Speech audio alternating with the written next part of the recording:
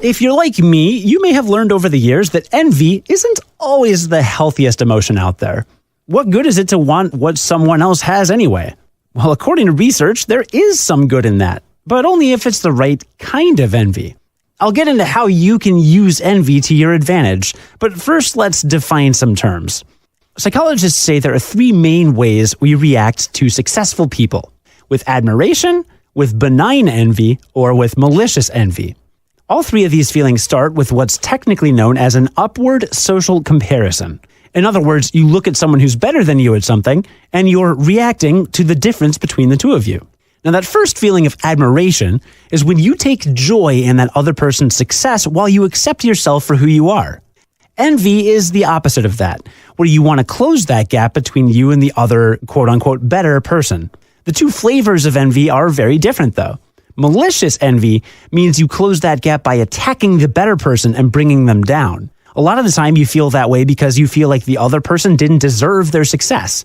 You probably see where I'm going with this. Benign envy is where you want to close that gap by working harder and rising to that better person's level. By the way, there are languages that use completely different words for malicious envy and benign envy, including Dutch, Thai, and German. So not a completely novel idea. And in 2011, Dutch researchers studied Dutch university students for a study published in Personality and Social Psychology Bulletin. They found that benign envy was actually more motivational than admiration. When the students thought about those moments of benign envy, they said they were more motivated to work harder in school, and they actually did study harder than when they thought about moments of admiration. The researchers found this was most effective where students believed that change was easy and within their reach.